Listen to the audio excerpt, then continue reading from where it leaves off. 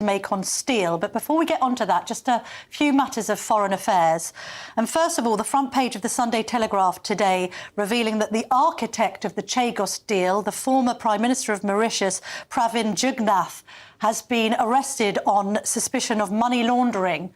In light of that, don't we now have to put a pause on this deal?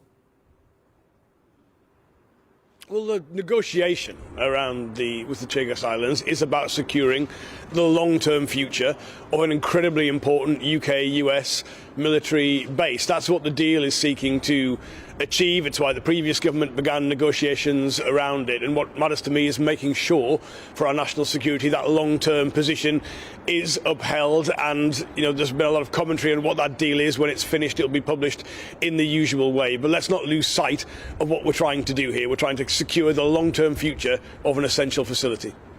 But we're giving the Chagos Islands to Mauritius, so why are we also giving away a load of taxpayers' money on the back of it?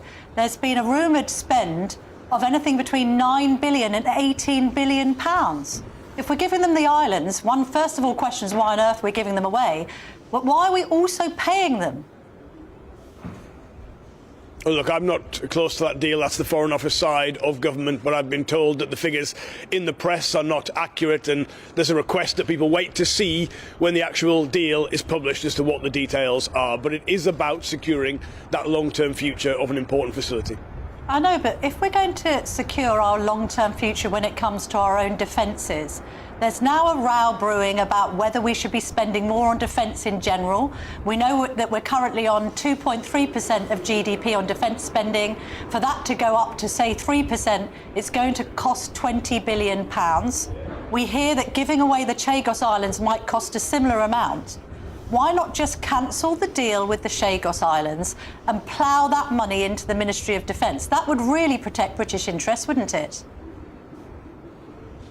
Well, again, those figures, I would ask you not to just speculate on what that is, because I don't think you'll find that that is not an accurate position. Well, that isn't always the same as something being correct, I'm afraid. What I would say is we do need to increase defence spending. The spending review will set that out. Whether it would cost £18 billion, and he twice refused to deny that claim of that money. So the Prime Minister hasn't ruled out it costing defence, but the capabilities that you have and the loss of an essential facility by not addressing a difficult issue, which is again why the previous government agreed with this as well at the time, would be a mistake. So I would just ask people to recognise this is about protecting a core UK-US asset and agreeing a deal that secures that long-term future and gets us to a position where we're not only spending the right amount of money on defence, but we've got the right capabilities and functions that come from that expenditure. But if we give a load of taxpayers' money to Mauritius and we can't guarantee whether it will be used for scams or money laundering, isn't that going to be very irresponsible?